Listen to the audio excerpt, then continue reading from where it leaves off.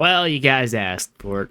Welcome back to Warframe with another Warframe showcase this time. It being the time manipulator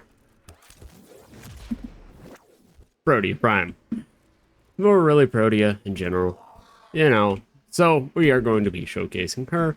Now, before we get deep in here, right, and I actually show you my build, notice how I specified my build. I have to say, don't forget to like, subscribe if you find this useful, interesting, or you just want to see another Warframe that I haven't done. For reference, I've done Frost and Ureli. I really need to do more Warframe builds, and it'll also make me have more Steel Path builds for other Warframes. And, learn more Warframes. Jesus Christ. Anyways, so, don't forget to like, subscribe, and leave suggestions on other Warframes so I can have, because as you can see here, I have a lot of Warframes. In fact, I should have all of them, but I believe Ash and Sevagoth, I believe, are the two that I don't have right now. And I plan on getting Sevagoth Prime when he comes, and I plan on getting Ash Prime when he drops. Or Sevagoth Prime when he drops, Ash Prime when he comes back. Other than those two Warframes, I have every Warframe in the game, and so you can always suggest one of those 50 some odd Warframes to play. But today is Protea's fun day. So with that being said, let's take a quick look at her abilities. Now, we're going to show it off without it, because her main abilities are, well, as you can see here, I have a different one on her 3, which is Dispensary, which, just let me explain myself first before you hate me. So for one, her passive is every 4th of power cast is granted 100% ability strength, which is very good if you use it properly. Most people don't use it too properly. Her 1 is Grenade Fan. If you tap it, it's a damaging ability. If you hold it, it's a support ability that gives you shield and shields per second, so it's great for shield gating and overguard. Her 2 is Blaze Artillery. Doesn't look like it does a lot. Just trust me here.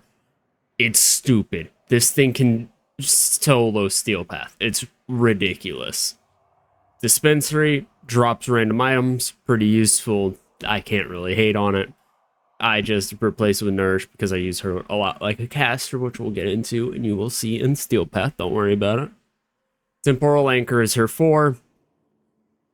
Anything that happens after you pop it gets reset, except for the energy used for Temporal Anchor. If you die, cool, knocks you around. Ammo resets, health resets, energy resets. If you die, flings you back, as seen in the preview.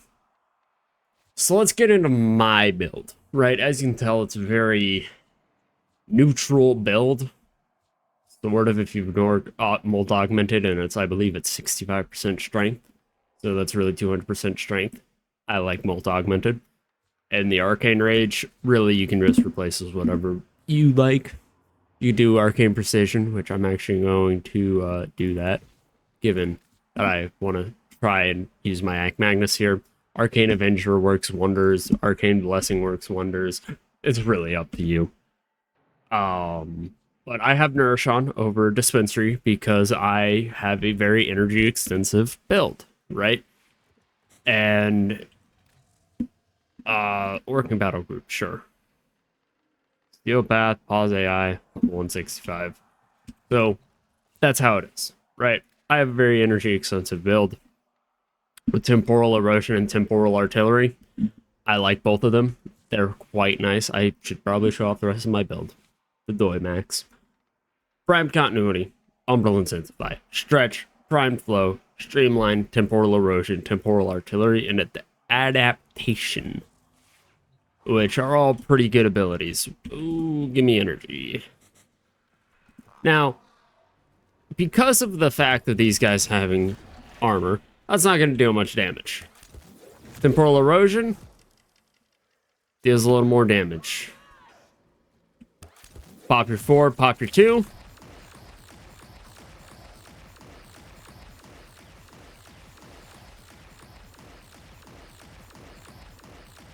Yeah.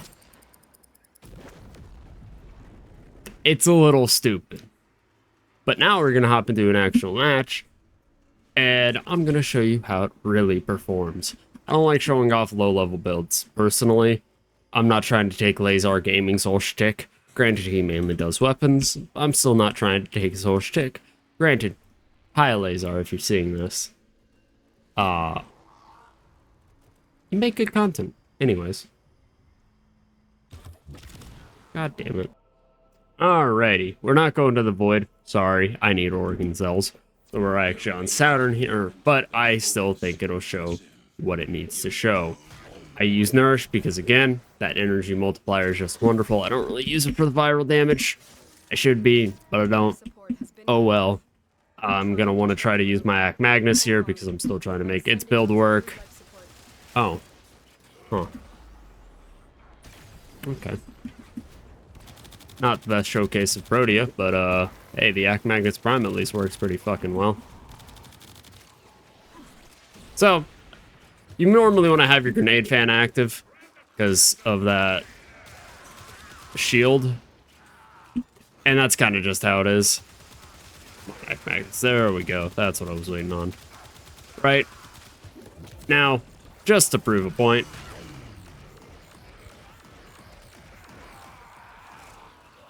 There's Protea without anything, right? No temporal erosion. With temporal erosion, she really just doesn't care. I can storm through this area. I like to cancel it out sometimes, keep it going as long as I can. You know. Try to keep things going for as long as I can with Protea. As you can tell, I'm not even shooting my gun at this point. I'm just walking around. And this is why I said, like, yeah, he's very energy extensive, especially for how I like to play her. I can just walk around with my sentry that does all the work for me. And I'm not even letting my temporal erosion explode. Like, it's building up a lot of damage, sure. I'm not going to sit here and say it's not building up a lot of damage. It is. But I'm not having to use the explosion like I can. Get that, like, 1 million damage off. Cool. You know. But at the end of the day, it's not needed. It's a little overkill, realistically. You know. The way that Protea is... Oh, I had Temporal Anchor on? What the fuck? I didn't even notice. I'm a professional Protea player, I guess. As you can see, though, with Protea, you don't really... Your gun is not needed for Protea, alright? Optional is what I would call a gun on Protea. Especially with her Sentry. The Blaze Artillery with Temporal Anchor and Temporal Erosion and Temporal Artillery is just... Dude. Nothing's a threat to me anymore. It's actually a little bonkers just how powerful Protea is if you play her right. Which I'm sure you can see how my, I'll call it my ability cycles are. Because I have a little cycle of abilities that I go through. I always make sure that I have energy. I'll end up, you know, canceling out my Protea for my Temporal Anchor if I need to. If I don't want to get thrown around like a ragdoll. And I have, like, max energy like I've been having. I don't need to, you know, rely on my Temporal Anchor for an explosion. Just cancel it out, reset it. To get the most out of Temporal Erosion, Temporal Artillery, and all that jazz. And that's how I've been playing Protea for a while now, and that's how I've kind of grown to enjoy her, is with this weird canceling out my 4.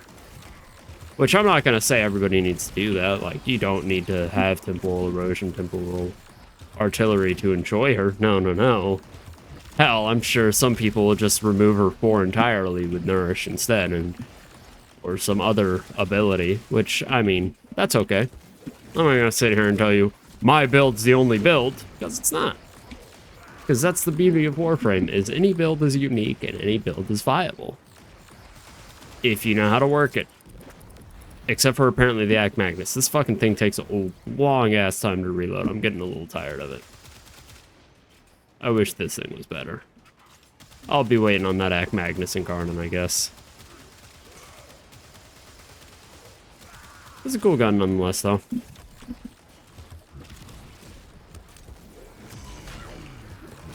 Right, like, boom, my shields are maxed out now. And just to show it off even more, I've been extensively, you know, keeping this running a little longer than I would normally, given him. The operative has just made their first discovery. Keep up the good work. When you are ready, go to If they'll focus Mania, yeah. Like, even Acolytes don't stand a chance against Protea. Like, the one enemy that I'd expect to last against Protea doesn't even last against Protea, dude. Like, sure, I'm sure most of the big bosses last. There's some enemies that I'm sure last. But not many. Straight up, not many. And that's kind of just the beauty of her. But... oh, you guys. Back in the Orbiter. So... oh, also Archon shards. Ability damage bonus on corrosive status. I swear, it's nice. I like the casting speed just because I spam her ability so much, and the ability duration is nice for her 2 and her 4.